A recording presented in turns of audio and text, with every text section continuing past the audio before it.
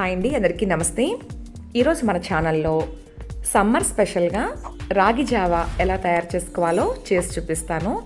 ఈ రాగి జావను సీజన్తో పని లేకుండా ప్రతిరోజు తాగడం వల్ల నీరసం, బలహీనతలు ఉండవు, రక్తహీనత లాంటి సమస్యలు కూడా తగ్గుతాయి. వయసుతో పని లేకుండా ఈ రాగి జావను పిల్లలు, పెద్దలు ప్రతిరోజు తాగితే ఆరోగ్యానికి చాలా మంచిది. ముఖ్యంగా ఎండాకాలంలో రాగి జావను రోజు తాగడం వల్ల మన ఒంట్లో ఉండే వేడి తగ్గి నీరసం లేకుండా రోజంతా యాక్టివ్గా ఉంటాము. ఓకే ఫ్రెండ్స్, ఇప్పుడు ఒకరికి సరిపడగా రాగి జావను చేసి చూపిస్తాను. దానికోసం ఒక బౌల్ తీసుకుని ఇందులో 1 టేబుల్ స్పూన్ రాగి పిండి వేసుకోండి. చూస్తున్నారు కదా, నేను ఈ స్పూన్తో 1 స్పూన్ పిండి మాత్రమే తీసుకున్నాను. నేను తీసుకున్న ఈ పిండికి 300 ml వాటర్ వేసుకుంటున్నాను. మీరు పిండి ఎక్కువ తీసుకుంటే దానికి తగ్గట్టు వాటర్ వేసుకోండి. ఇప్పుడు రుచికి తగినంత సాల్ట్ వేసుకోవాలి. సాల్ట్ మరి ఎక్కువ వేయకండి, కొంచెం వేస్తే సరిపోతుంది. సాల్ట్ వేసిన తర్వాత విస్కర్తో కానీ లేదా గరిటెతో కానీ పిండి మొత్తం వాటర్లో కలిసేలా బాగా కలుపుకోవాలి.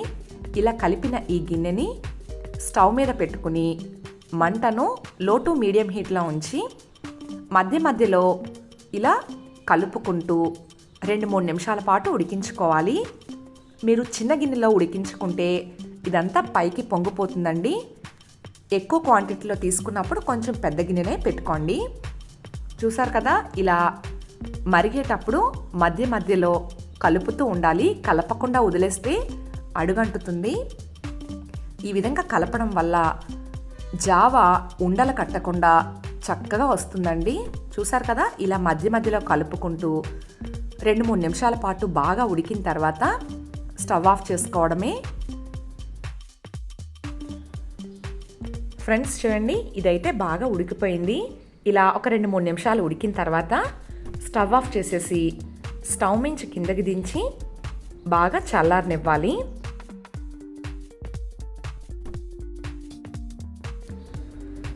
స్టవ్ మించి కిందకి దించిన తర్వాత ఫ్రెండ్స్ చూడండి, చాలా వేడిగా ఉంది కదా. ఇంత వేడిగా ఉన్నది ఎండాకాలంలో చల్లారడానికి కొంచెం ఎక్కువ టైం పడుతుంది. ఇది తొందరగా చల్లారాలి అంటే నేను చెప్పే టిప్ని ఫాలో అయితే తొందరగా చల్లారిపోతుంది. అది ఎలాగో ఇప్పుడు చూద్దాం. ఏదైనా ఒక గిన్నెతో చన్నీళ్లు తీసుకుని వేడివేడిగా ఉన్న ఈ రాగి జావ గిన్నెని వాటర్లో పెట్టుకుని ఒక 5 నిమిషాలు ఉంచితే తొందరగా చల్లారిపోతుంది. మీకు నచ్చితే ఈ టిప్ ఫాలో అవ్వండి. ఫ్రెండ్స్ చూడండి, ఇదైతే బాగా చల్లారిపోయింది. ఇలా చల్లారిన తర్వాత మాత్రమే ఇందులో మజ్జిగ కానీ లేదా పెరుగు కానీ కలుపుకోవాలి. నేనైతే పెరుగు వేసుకుంటున్నాను. ఈ విధంగా ఒక గరిటెడు పెరుగు వేసి ఇప్పుడు బీటర్తో కానీ లేదా మజ్జిగ కలుపుకునే కవ్వంతో కానీ ఈ విధంగా కలిపితే ఉండలు లేకుండా చక్కగా కలుస్తుంది.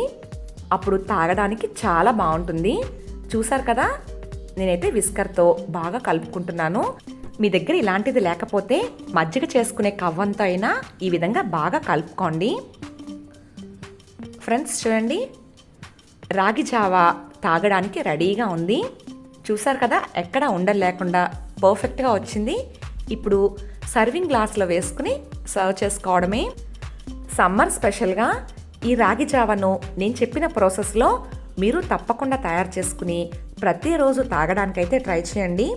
ఎండాకాలంలో రోజు ఈ రాగి జావ తాగితే ఒంట్లో ఉండే వేడి తగ్గి నీరసం లేకుండా రోజంతా యాక్టివ్గా ఉంటాము.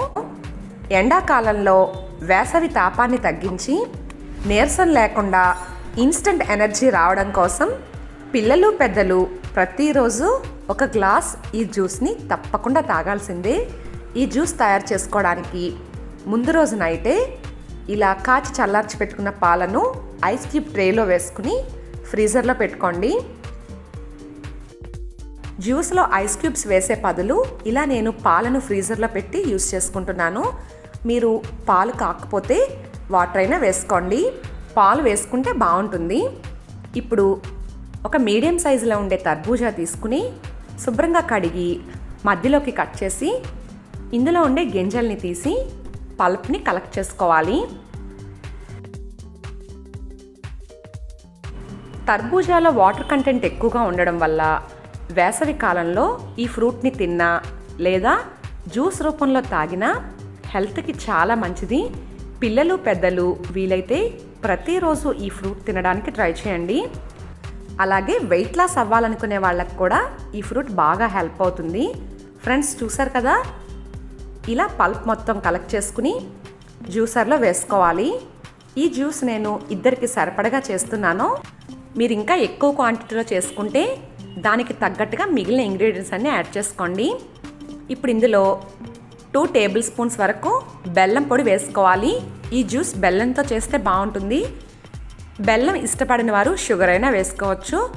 షుగర్ బెల్లం ఏది వేసినా ఎక్కువ మాత్రం వేయకూడదు, ఎందుకంటే తర్బూజా న్యాచురల్గానే స్వీట్గా ఉండడం వల్ల ఎక్కువ స్వీట్ అవసరం పడదండి. ఇప్పుడు కొద్దిగా జీడిపప్పు పలుకులు వేసుకుని ముందుగా ఫ్రీజర్లో పెట్టిన మిల్క్ క్యూబ్స్ వేసుకోవాలి. ఇవి లేకపోతే కాచి చల్లార్చిన పాలైనా ఒక గ్లాస్ వేసుకోండి. ఇప్పుడు ఒక గ్లాస్ వాటర్ వేసుకుని మిక్సీ జార్ మూత పెట్టి 2-3 నిమిషాలు బాగా గ్రైండ్ చేసుకోవాలి. ఎంత ఎక్కువసేపు గ్రైండ్ చేస్తే జ్యూస్ అంత బాగుంటుంది.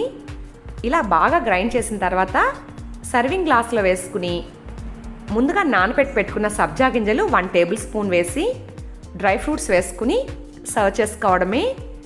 డ్రై ఫ్రూట్స్ అనేవి ఆప్షనల్ అండి, మీరు ఏమైనా వేసుకోవచ్చు. నేనైతే బాదం వేసుకున్నాను. మీకు నచ్చిన డ్రై ఫ్రూట్స్తో గార్నిష్ చేసి సర్వ్ చేసుకోవడమే. ఫ్రెండ్స్ చూసారు కదా, ఇన్స్టంట్ ఎనర్జీనిచ్చే తర్బూజా జ్యూస్ని హెల్దీగా ఎలా తయారు చేసుకోవాలో. ఈ జ్యూస్ నేను బెల్లం వేసి చేశానండి. టేస్ట్ చాలా బాగుంటుంది. మీకు వీలైతే తప్పకుండా ఒకసారి ట్రై చేసి ఎలా వచ్చిందో మీ విలువైన కామెంట్ని నాకు తెలియచేయడం మర్చిపోవద్దు. Thanks for watching. Please like, share, comment and subscribe to my channel.